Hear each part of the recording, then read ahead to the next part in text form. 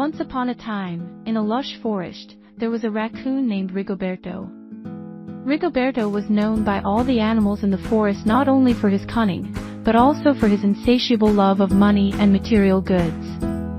He was always looking for ways to accumulate more and more wealth. One day, Rigoberto found a chest full of gold coins buried in the forest. His eyes shone when he saw so much wealth, and he decided that no one else should know about his find. He dug a deep hole in his cave and hid his treasure there, promising himself that he would never share a single coin. Over time, Rigoberto began to work even harder, collecting food, selling fruits and services to other animals, always charging a high price. His greed led him to hoard everything he could, leaving many forest animals without the resources they needed. A particularly harsh winter came to the forest. Snow covered everything and the animals had difficulty finding food.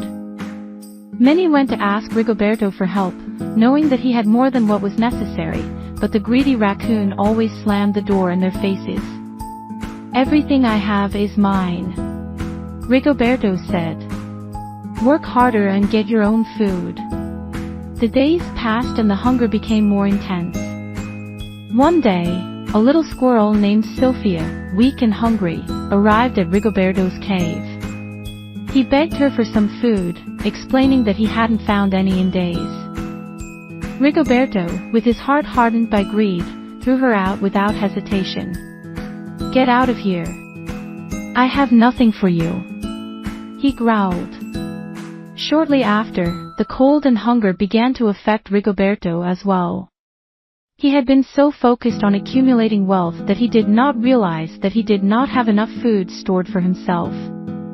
In the end, he found himself weak and hungry, with no one to turn to, as he had driven away all the animals in the forest with his greed. One night, while Rigoberto was curled up in his cave, he heard a faint scratching at the entrance. It was Sofia, the squirrel I had thrown out earlier. She carried a small bag with nuts and berries. "Rigoberto," Sofia said kindly, "even though you rejected me, I couldn't let you starve. Here's some food." Rigoberto, surprised and embarrassed, accepted the food with trembling hands. "Thank you, Sofia," he said sincerely. "I have been a fool. My love for money blinded me and made me forget what was most important: kindness and community." From that day, Rigoberto changed. He began to share his wealth and resources with the other animals of the forest, helping those in need and learning the value of generosity and friendship.